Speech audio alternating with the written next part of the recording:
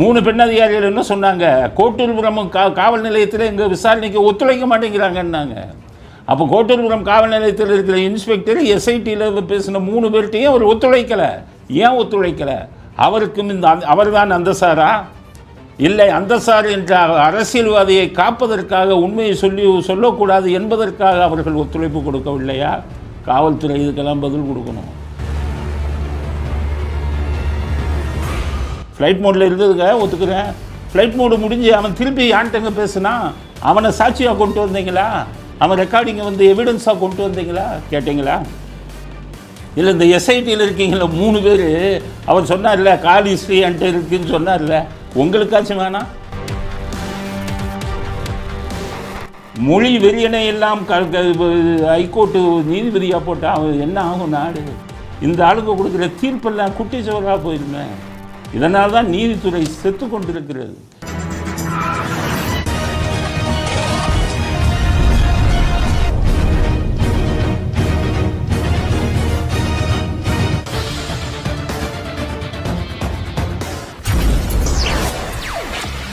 வணக்கம். இன்றைய அரசியல் ஆடுகளத்தில் உங்கள் அனைவரையும் சந்திப்பதில் மிக்க மகிழ்ச்சி.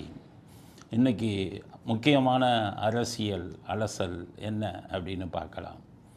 அண்ணாமலை கொளுத்தி போட்ட வேட்டு. அண்ணாமலை ஒரு வேட்டு போட்டிருக்காரு, கொளுத்தி போட்டிருக்காரு ஒரு வெடியை. அது எல்லா இடமும் வெடித்து சத்தம் வெடிச்சத்தம் கேட்டுக்கொண்டிருக்கு. இந்த விஷயத்தில் அண்ணாமலை சொல்வது சரியா? அண்ணாமலை சொல்லக்கூடிய விஷயங்கள் எந்த அளவுக்கு இந்த வழக்குக்கு எதிராக இருக்குது அப்படிங்கிற உண்மையை இப்போ பேசுவோம். அண்ணாமலை சொன்னதுக்காக நம்ம ஆதரிக்க மாட்டோம். ஆனால் அதுக்காக அண்ணாமலை மற்ற விஷயத்தில் அவரை விமர்சனம் செஞ்சுருக்கோம். ஆனால் இந்த விஷயத்தில் அவர் சொல்கிற கருத்துக்கு மட்டும்தான் நம்ம எடுத்துக்கணும். அண்ணாமலைங்கிற மனிதர் நம்ம பார்க்க வேணாம். அவர் சொல்கிற விஷயம் இந்த வழக்குக்கு முக்கியமானதா? ஞானசேகரன் வழக்குக்கு, அந்த சார் வழக்குக்கு. அந்த சார் இதை நம்ம ஆரம்பத்துலேருந்தே சொல்லிக்கிட்டு இருக்கோம். அந்த சாருங்கிற ஒரு அளவிங்க இந்த கூட்டம் பூரா சேர்ந்து எல்லா திருடர்களும் சேர்ந்து மறைச்சிட்டாங்க அப்படிங்கிறது தான் நம்முடைய கருத்து. நேற்று வர அதை உறுதிப்படுத்துகிற மாதிரி அண்ணாமலை சில விஷயத்தை சொல்லியிருக்காரு. அது சரியான பார்ப்போம். அண்ணாமலை சொன்ன முதல் விஷயம் ஃப்ளைட் மோடு. போலீஸ்காரங்கள்லாம் சொல்கிறான், கமிஷனரே சொன்னார் ஃப்ளைட் மோடில் இருந்தது. அவன் பேசுனதுன்னு சொன்னது பொய். எல்லாம் காதில் பூவாக சுற்றி இருக்கான். எவ்வளோ பேர் இருக்கான் விஷயம் தெரிஞ்சவங்க, காவல்துறையை பற்றி தெரிஞ்சவங்க, நீதித்துறையை பற்றி தெரிஞ்சவங்க. நாட்டில் எத்தனை பேர் இருக்காங்க? லட்சக்கணக்கான பேர் இருக்காங்க. கற்றறிந்த வழக்கறிஞர்கள் எத்தனை பேர் இருக்காங்க? அனுபவம் வாய்ந்த போலீஸ் அதிகாரிகள் எத்தனை பேர் இருக்காங்க? முன்னாள் போலீஸ் அதிகாரிகள் எத்தனை பேர் இருக்காங்க? எல்லா காதிலையும் பூச்சுத்த முடியுமா? அந்த சார்னு ஒரு ஆள் இல்லை, அவன் பேசுனான்னு சொல்கிறது பொய். அவன் இது ஃப்ளைட் மோடில் வச்சுருந்தாங்கன்னு சொன்னார் கமிஷனர். இப்போ அண்ணாமலை சொல்கிறார் ஃப்ளைட் மோடில் வச்சுருந்தது உண்மை. ஆனால் குற்றம் நடந்து முடிந்த பிறகு ஃப்ளைட் மோடை எடுத்துகிட்டு அவன் யார்கிட்ட பேசினாங்கிற ஆதாரம் எங்கிட்ட இருக்குது. குற்றம் நடந்து முடிந்தவுடன் அவன் அந்த லோக்கல் போலீஸ் இன்ஸ்பெக்டர்கிட்ட பேசியிருக்கான்னு சொல்கிறார். முதல் ஃபோன் கால் ஞானசேகரன் யாருக்கு பண்ணாங்கன்னா 8:55க்கு ஒரு காவல்துறை அதிகாரிக்கு தான் முதல் ஃபோன் காலே பண்ணுறார். அந்த சம்பவம் முடிஞ்சு அண்ணா யூனிவர்சிட்டி அந்த சம்பவ இடத்துல தான் இருந்தாரா, கேட்டுக்கு வந்தாரா எனக்கு தெரியாது. 8:55க்கு ஞானசேகரனுடைய தொலைபேசியிலிருந்து ஒரு போலீஸ் ஸ்டேஷனை நிர்வகிக்கக்கூடிய ஸ்டேஷன் ஹவுஸ் ஆஃபீஸர், அந்த ரேங்கில் இருக்கக்கூடிய சப் இன்ஸ்பெக்டர், இன்ஸ்பெக்டர் ரேங்கில் இருக்கக்கூடிய அதிகாரிக்கு சம்பவம் முடிந்த பிறகு முதல் ஃபோன் கால் ஞானசேகரன் பண்ணுறான். இதுக்கு கமிஷனர் என்ன பதில் சொல்கிறீங்க சொல்லுங்கள். எதுக்குன்னா, நீங்கள் ஒரு போலீஸ் அதிகாரி, அவர் அண்ணாமலையும் ஒரு போலீஸ் அதிகாரி. நான் 25 ஆண்டு காலம் காவல்துறையில் பணிபுரிஞ்சேன். நான் கேட்குற கேள்வி பதில் சொல்லுங்கள். அண்ணாமலை கேட்குறதில்ல. தமிழ்நாட்டு மக்களும் புரிஞ்சுக்காங்க. காவல்துறையில் விசாரணை எப்படி இருக்குங்கிறத நீங்களும் புரிஞ்சுக்காங்க. அதிகாரிகளுக்கு தான் புரியலை, நீங்கள் புரிஞ்சுக்காங்க. என்னென்னா, ஒரு கொலை நடக்குது. இந்த கொலை நடந்த உடனே முதல் குழு என்னன்னு கேட்டிங்கன்னா மொபைல் ஃபோன். அதில் காவல்துறை அதிகாரிகள் முதல்ல என்ன பார்ப்பான்னா, கொலை நடந்த பிறகு முதலில் யார்கிட்ட பேசுகிறான். முக்கால்வாசி கேஸில் அவன் தான் அக்யூஸ்டாக வருவான். அதாவது the immediate call after the commission of crime. ஒரு குற்றம் நடந்த பிறகு யாருக்கு பேசுகிறான் அவனுக்கும் அந்த குற்றத்துக்கும் தொடர்பு இருக்கும். இப்போ தற்கொலை வழக்குகள், நான் டிடெக்டிவாக வந்து காவல்துறை விட்டு வெளியில் வந்து தற்கொலை வழக்குகளை கண்டுபிடிச்சிருக்கேன். அதில் நாங்கள் பார்க்குறது எப்படின்னு கேட்டிங்கன்னா, தற்கொலை பண்ணுறதுக்கு முன்னாடி யார்கிட்ட பேசினானோ அவனுக்கு தான் நிறைய விஷயங்கள் தெரியும். நாங்கள் அவனைத்தான் டார்கெட் பண்ணி ஒரு தற்கொலை வழக்கையே அதை நாங்கள் பிடிச்சோம். அந்த பெண் தற்கொலை பண்ணால் யார்கிட்ட கடைசியாக பேசினாங்க பிடிச்சோம். அந்த பெண் தற்கொலை பண்ணுறதுக்கு முன்னாடி அவர்கிட்ட மனதை திறந்து பேசியிருக்காங்க. அதை வச்சு அந்த வழக்கையே முடிஞ்சது. கொலை வழக்குகளும் அப்படி தான். கொலை முடிஞ்ச உடனே அவன் யார்கிட்ட பேசுகிறான், இது மாதிரி தான் காவல்துறையில் இது மாதிரி தான் விசாரணை நடக்கும். அதனால தான் நான் நிறைய பேர்கிட்ட சொல்லுவேன், வெளி ஆளுங்கிட்ட முன்ன பின்ன அறிமுகம் இல்லாத ஆளுங்கிட்டெல்லாம் பேசாதீங்க ஃபோனில். அவங்ககிட்டெல்லாம் அவங்களுடைய நட்பையே அவாய்ட் பண்ணுங்கள். காரணம், உங்களுக்கு வேண்டியவனாக இருப்பான், தெரிஞ்சவனாக இருப்பான். அவன் ஒரு கொலை பண்ணிட்டு உங்கள்கிட்ட பேசுனா போலீஸ்காரன் உங்களை பிடிச்சிக்குவான். நீங்கள் நிரபராதியாக இருப்பீங்க, விடவே மாட்டான். ஏன்டா கொலை பண்ணோன்னா ஓன்ட்ட பேசுனா? எத்தனையோ வழக்குகள் என்னால் உதாரணம் சொல்ல முடியும். அதில் சில நிரபராதிகளே மாட்டியிருக்கான். அவனை வந்து குற்றவாளி ஆக்கியிருக்காங்க பல கொலை வழக்குகளில். நானே அந்த மாதிரி வழக்குகளை இது பண்ணியிருக்கேன், ஃபேஸ் பண்ணியிருக்கேன். அதனால் இவங்க என்ன பண்ணுவாங்கன்னா, குற்றம் நடந்த உடனே யார்கிட்ட பேசணும். சும்மா எனக்கு ஃப்ளைட் மோட்டில் வச்சுருந்தான், யார்கிட்டையும் பேசலைன்னா அதோடு முடிஞ்சிருமா? நாட்டில் இருக்கிறவன் நான் இழிச்சித்த வாயிருங்களா? குற்றம் நடந்த பிறகு யாரிடம் பேசினான்? அண்ணாமலை சொல்லக்கூடிய அந்த ஒரு விஷயம், முக்கியமான விஷயம் இந்த வழக்குக்கு. குற்றம் நடந்தவுடன் இன்ஸ்பெக்டர்கிட்ட பேசியிருக்கான். ரைட்டு. குற்றம் நடந்து முடிஞ்ச மறுநாள் அந்த வட்டச் செயலாளர், திமுக வட்டச் செயலாளர்கிட்ட பேசியிருக்கான். திமுக வட்டச் செயலாளர் மா சுப்பிரமணியிட்ட அன்னைக்கே பல தடவை பேசியிருக்காரு. ரைட்டு. மா சுப்பிரமணி இப்போ சொல்கிறார், அவன் வட்டச் செயலாளர் என்கிட்ட ரொம்ப நான் பல பேர் பேசுவாங்க, அதுக்கு வரேன். மா சுப்பிரமணி பேசுகிறதுக்கு பதில் நான் வரேன். மா சுப்பிரமணி நீங்கள்லாம் சாதாரண ஆள், இப்போ அதிகம் படிக்காத ஆளுங்க. நாங்கள் கேட்குற கேள்விக்கு பதில் சொல்லுங்கள், இன்வெஸ்டிகேஷன் ஆங்கிளில் விசாரணை இதில் பதில் சொல்லுங்கள். அதுக்கடுத்தது அதே வட்டச் செயலாளர் கோட்டூர் சண்முகங்கிறவன் ஞானசேகர்கிட்ட பேசியிருக்கான், மா சுப்பிரமணியட்டையும் பேசியிருக்கான். அதோடு முடிந்திருந்தால் பிரச்சனை இல்லை. அந்த வட்டச் செயலாளர் அண்ணா பல்கலைக்கழகத்தில் வேலை பார்க்குற ஒரு நடராஜன்கிறவர்கிட்டையும் பேசியிருக்கான். அண்ணா பல்கலைக்கழகத்துக்கு ஏன் ஒரு வட்டச் செயலாளர் பேசணும்? அண்ணா பல்கலைக்கழகத்தில் தான் அது நடந்திருக்கு. அப்போ அந்த சாரில் இந்த இன்ஸ்பெக்டரு, அந்த வட்டச் செயலாளர், அந்த மாசு, இவங்க 3 பேர் தான் வராங்க அந்த சாரில். சரி, மா சுப்பிரமணியம் சொல்கிறாருல்ல, நான் பல விஷயம் பேசியிருப்பேன். காவல்துறைக்கு கேட்குறேன், கொலை வழக்குகள்லையும் சரி, கற்பழிப்பு வழக்குலையும் சரி, என்ன பேசுனாங்கங்கிறது கால் ஹிஸ்ட்ரியில் வராது. இப்போ அண்ணாமலைகிட்ட அது இருக்காது. கால் ஹிஸ்ட்ரிங்கிறது எந்த நம்பர்லேருந்து எந்த நம்பருக்கு போயிருக்கு, எவ்வளோ நிமிஷம் பேசியிருக்காங்க, எத்தனை செகண்டு பேசியிருக்காங்க, இது மட்டும்தான் வரும். என்ன பேசினார்கள் அது அண்ணாமலைகிட்ட இருக்காது, கால் ஹிஸ்ட்ரியில் இருக்காது. ஆனால் கற்பழிப்பு வழக்குகளில் எத்தனை வழக்குகளில் என்ன பேசுனாங்கங்கிறத ரெக்கார்டு, கான்வர்சேஷன் ரெக்கார்டை எடுத்திருக்கீங்க காவல்துறை. இதில் எடுக்கணுமா இல்லையா? எஸ்ஐடி போட்டாங்க 3 பெண் அதிகாரிகளை. 3 பெண் அதிகாரிகள் என்ன சொன்னாங்க? கோட்டூர்புரம் காவல் நிலையத்தில் எங்கள் விசாரணைக்கு ஒத்துழைக்க மாட்டேங்கிறாங்கன்னாங்க. அப்போ கோட்டூர்புரம் காவல் நிலையத்தில் இருக்கிற இன்ஸ்பெக்டர் எஸ்ஐடியில் பேசின 3 பேர்கிட்டையும் அவர் ஒத்துழைக்கலை. ஏன் ஒத்துழைக்கலை? அவருக்கும் அவர் தான் அந்த சாரா? இல்லை, அந்த சார் என்ற அரசியல்வாதியை காப்பதற்காக, உண்மையை சொல்லக்கூடாது என்பதற்காக அவர்கள் ஒத்துழைப்பு கொடுக்கவில்லையா? காவல்துறை இதுக்கெல்லாம் பதில் கொடுக்கணும். காவல்துறையிட்ட நான் கேட்குறது, கோட்டூர்புரம் இன்ஸ்பெக்டர் ஞானசேகரன் பேசின கால் ரெக்கார்டை எடுத்தீங்களா? கான்வர்சேஷன், அவங்க 2 பேர் பேசின ரெக்கார்டு இங்கே இருக்கும். 1 வருடம் வரை இந்த ரெக்கார்டு இருக்கும். எடுத்தீங்களா? அதற்கு பிறகு ஞானசேகரன் இந்த கோட்டூர் சண்முகம் என்ற திமுக வட்டச் செயலாளரிடம் பேசின ரெக்கார்டு எடுத்தீங்களா? திமுக வட்டச் செயலாளர் மா சுப்பிரமணியிட்ட பேசின ரெக்கார்டு எடுத்தீங்களா? உரையாடல் எடுத்தீங்களா? அதற்கப்புறம் கோட்டூர் சண்முகம் என்பவன் அந்த அண்ணா யூனிவர்சிட்டியில் நடராஜன் என்பவருடன் பேசினது கால் ரெக்கார்டு இருக்குன்னு அண்ணாமலை சொல்கிறாரு, அதனுடைய உரையாடல் எடுத்தீங்களா? இவ்வளவையும் எடுக்காமலனா இதுக்கு பேர் ஒரு இன்வெஸ்டிகேஷனாக? சாதாரண வழக்குகள்லாம் இவ்வளவையும் எடுப்பாங்க. அப்போ இந்த மாதிரி தமிழ்நாட்டையே உலுக்கிய வழக்கு, இதற்கெல்லாம் கால் ரெக்கார்டிங், கான்வர்சேஷன், உரையாடலின் பதிவு ஏன் எடுக்கவில்லை? இதெல்லாம் இதில் வந்திருக்கு. மற்ற வழக்குகள் அத்தனையிலையும் எடுப்பீங்கல்ல, ஏன் எடுக்கலை? அப்போ குற்றவாளி யார்? காவல்துறை தான் மெயின் குற்றவாளி. எஸ்ஐடி விசாரிக்கலை, சிபிசிஐடி எடுத்தீங்களா, சிபிசிஐடி விசாரிச்சிங்களா? அப்போ ஒட்டுமொத்த காவல்துறையும் குற்றவாளிக்கு துணைவு இருக்கிறது. அந்த சாரை காப்பாற்றுவதற்கு ஒட்டுமொத்த காவல்துறையும் துணைவு இருக்கிறது.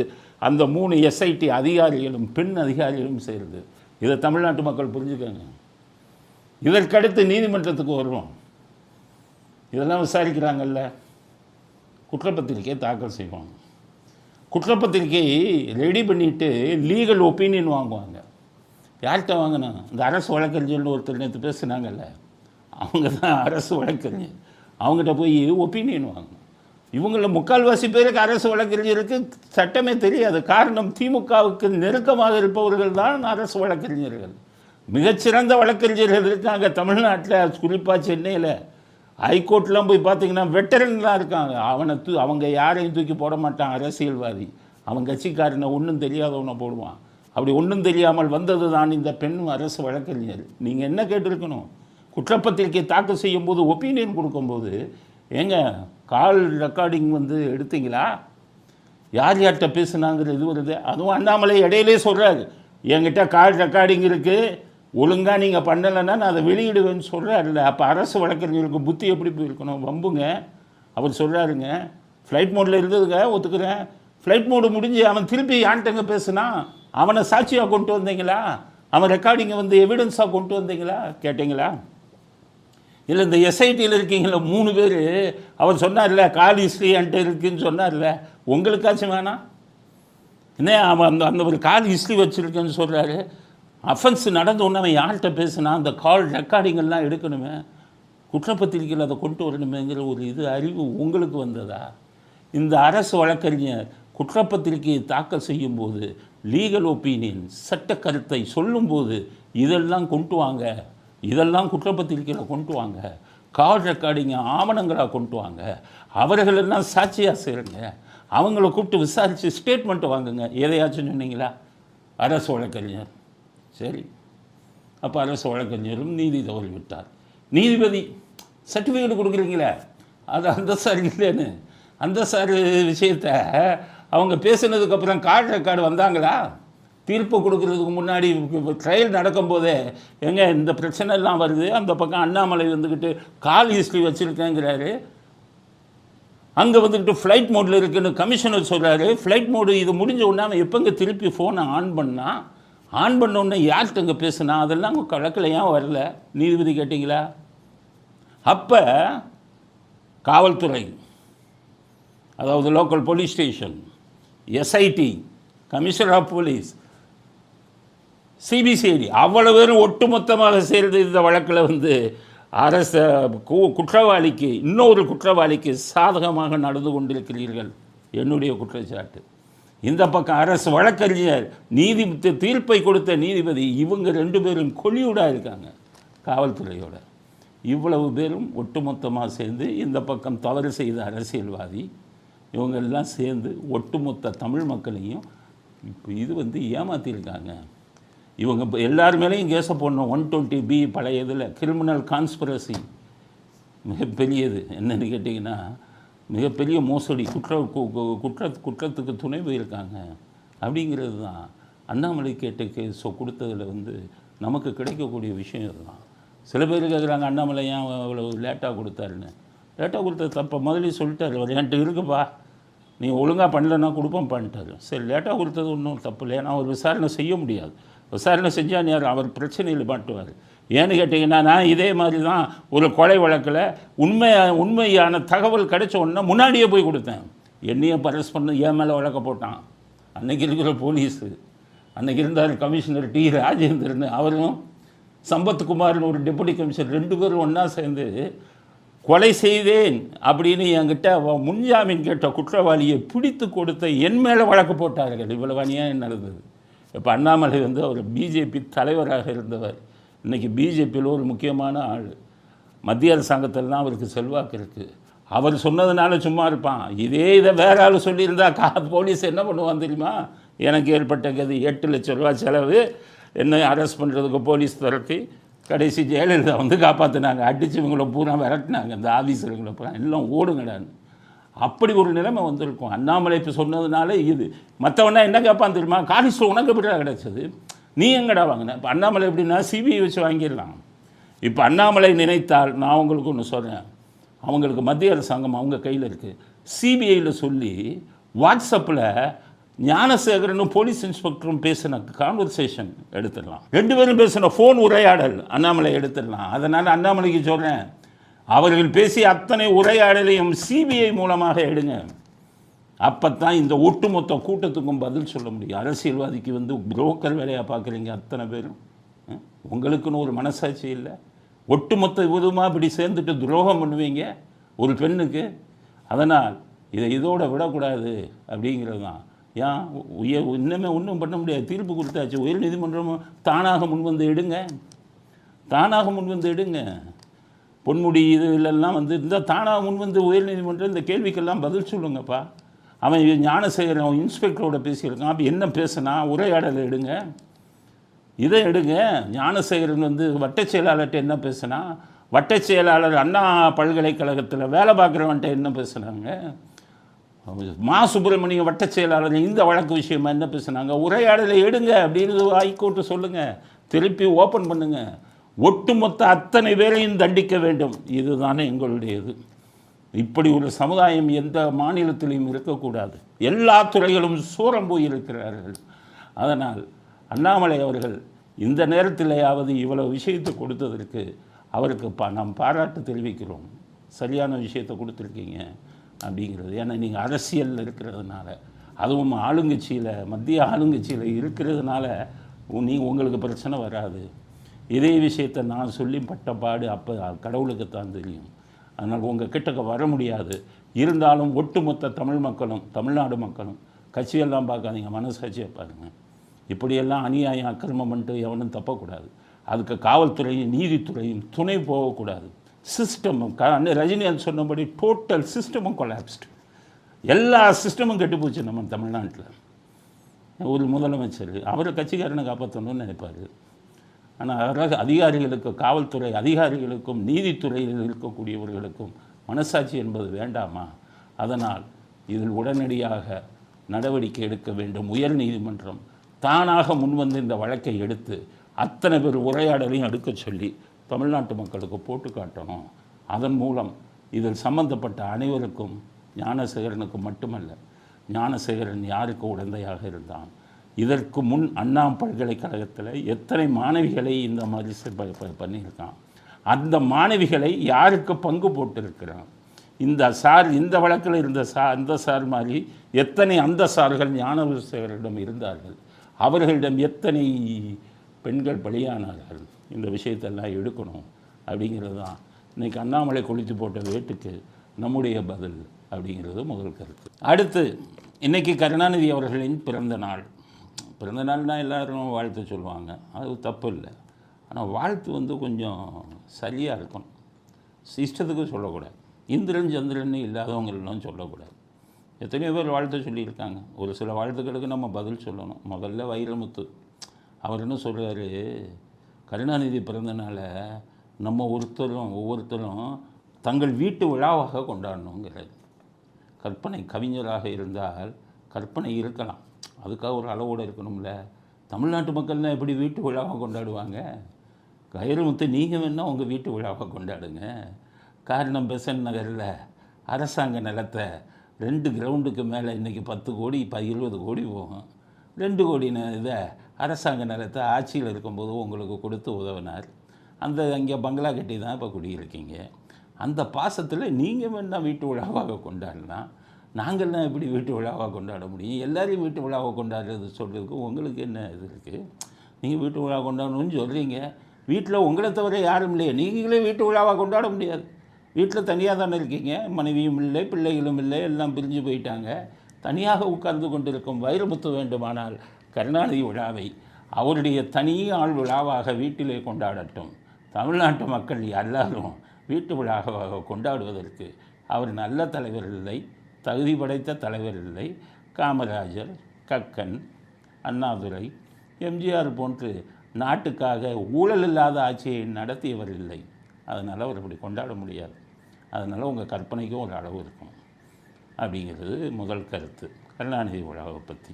அடுத்தது ஸ்டாலின் அப்பா பாசத்தில் சொல்கிறார், தாழ்ந்து கிடந்த தமிழகத்தை உயர்த்துவதற்காக உதித்த சூரியன் நீங்கிறார் அப்பா. எப்படி ஏற்றுக்க முடியுமா? நல்லா இருந்த தமிழ்நாட்டை குட்டிச்சவராக பிறந்த சூரியன் தான் சொல்லணும். சூரியன்கிறதே அவருக்கு சொல்லக்கூடாது, சூரியனை சொல்லக்கூடாது. ஏன்னு கேட்டிங்கன்னா சூரியன்கிறது உலகத்துக்கே வெளிச்சம் கொடுக்குறது. அதனால் நல்லா இருந்த தமிழ்நாட்டை கெடுத்தார். காங்கிரஸ்காரன் இருக்கிறவரை லஞ்சம்ங்கிறது இல்லை, அவங்க கட்சிக்காரன் கோடீஸ்வரனான கதை இல்லை, கள்ள ஓட்டு இல்லை, எதுவுமே இல்லை, ஊழலுங்கிறது இல்லை. அப்போ நல்லா இருந்த தமிழ்நாட்டை வந்து கெடுத்தவர்னு தான் சொல்லணும், சூரியன்கிற வார்த்தையை உபயோகிக்காமல். நன்றாக இருந்த தமிழ்நாட்டை வைரஸாக பிறந்து கெடுத்தவர் கருணாநிதி அப்படின்னு சொல்லணும். ஆனால் நீங்கள் உங்கள் அப்பா, அதனால் பொழுது தான் சொல்லுவீங்க. அதனால் உங்கள் வாழ்த்தும் ஏற்றுக்கொள்ள முடியாத வாழ்த்து அப்படிங்கிறது. அடுத்து கனிமொழி அவங்க என்ன சொல்கிறாங்க, அப்பா, ஆசான், தலைவர், இதில் எந்த பட்டத்தை சொல்லி எங்கள் அப்பாவை அழைப்பதுங்கிற.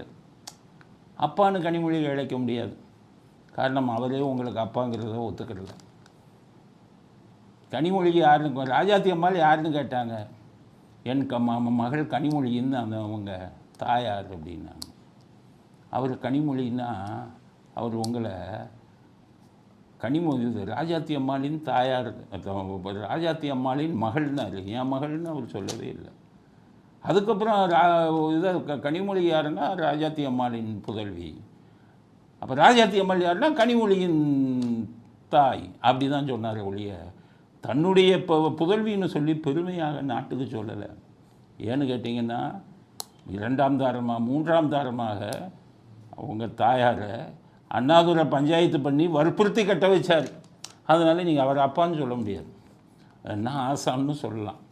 ஏன்னா அவர் பண்ண ஊழலை நீங்கள் தான் 1,26,26,000 கோடியை அவரை ஃபாலோ பண்ணி அவரை பின்பற்றி ஊழலின் உச்சத்திற்கு போனீங்க நீங்கள். அப்போ உங்களுக்கு ஆசான் வந்து கருணாநிதி. அதனால் கனிமொழி வாழ்த்தும் போது என்னுடைய ஆசான் கருணாநிதினு வாழ்த்துங்க, அப்போ தான் இது சரியாக இருக்கும். அவர் உதயநிதி அவர் வாழ்த்துறார், இன துரோகிகளை வெளியே விரட்டியவர் தமிழ்நாட்டை விட்டுனர். அவரே இன துரோகி தானே. 2009 1 லட்சத்து உங்கள் 1.5 லட்சம் தமிழ் மக்களை, அப்பாவி தமிழ் மக்களை இலங்கையில் கொன்று குவிக்கும் போது வேடிக்கை பார்த்து கொண்டிருந்தவர். அப்போ உதயநிதி அவரை போயிட்டு இனத்துறைகளில் வெளியேற்றவர்னு அர்த்தம், அவரே இனத்துறைகி தான். உங்கள் வாழ்த்தும் தப்பு. பிரேமலதா சொல்கிறாங்க, ரொம்ப பாராட்டியிருக்காங்க, அதுவும் எம்ஜிஆர் பாட்டை வச்சு பாராட்டியிருக்காங்க. கருணாநிதி மரணத்தில் நீங்காத இடம் பிடித்தவர் விஜயகாந்த் அப்படிங்கிறாங்க. ஆனால் விஜயகாந்த் இருக்கும்போது சொன்னார், என்னுடைய கல்யாண மண்டபத்தை இடிக்கிறதுக்காகவே கருணாநிதி டிஆர் பாலுவை தூண்டி விட்டு பாலத்தை கட்டினாருன்னு சொன்னாங்க. அப்போ கருணாநிதி மரணத்தில் நீங்காத இடம் பிடித்தவர் விஜயகாந்தாக இருந்தால் கருணாநிதி இந்த வேலை பண்ணுவாரா, கல்யாண மண்டபத்தை இடிப்பாரா? பிரேமலதா இப்படி பச்சை பொய் சொல்கிறீங்கிறது தெரியல. அடுத்தது எம்ஜிஆர் பாடலில் வாழ்த்துறாங்க, இருந்தாலும் மறைந்தாலும் பேர் சொல்ல வேண்டும் அப்படின்னு வாழ்த்துறாங்க. ஆனால் அடுத்த லைன் அவங்களே விட்டுட்டாங்க, இருந்தாலும் மறைந்தாலும் பேர் சொல்ல வேண்டும், இவர் போல யார் என்று ஊர் சொல்ல வேண்டும், அதை விட்டுட்டாங்க. இதில் பேர் சொல்லணும், இருந்தாலும் மறைந்தாலும்னு சொல்லி எம்ஜிஆர் பாட்டை சென்சார் பண்ணி வாழ்த்தியிருக்காங்க. இது உண்மையான வாழ்த்தா? ஏற்றுக்கொள்ள முடியாது. இதை தவிர யாரும் பெருசாக வாழ்த்தலை, வாழ்த்தினவங்கெல்லாம் தப்பாக வாழ்த்திருக்காங்க. அப்படிங்கிறது தான் கருணாநிதியின் பிறந்த நாளான என்று நம்ம பதிவு செய்யக்கூடிய விஷயம். அடுத்தது அதிர்ச்சி செய்தி, அமலாக்கப் பிரிவு, இடி, துணை இயக்குனர், இணை இயக்குனர் எல்லாத்தையும் மாற்றிட்டாங்க மத்திய அரசாங்கம். இவங்க தான் செந்தில் பாலாஜியை கைது செஞ்சது, நேர்மையான அதிகாரிகள். இப்போ 1000 கோடி அமலாக்கத்துறை விசாரிச்சுக்கிட்டு இருக்குது, சுப்ரீம் கோர்ட்டை ஸ்டே கொடுத்துட்டான். இந்த நேரத்தில் விசாரிச்சுக்கிட்டு இருக்கிற அதிகாரிகளே மாற்றலாமா? இணை இயக்குனர், துணை இயக்குனர் இவங்க எந்தெந்த வழக்கை விசாரித்தாங்கன்னு வெளியில் சொல்லலை. ஆனால் செந்தில் பாலாஜியை கைது பண்ண நேர்மையான அதிகாரிகள், அவங்கள பாஜக அரசாங்கம் மாற்றிருக்கு.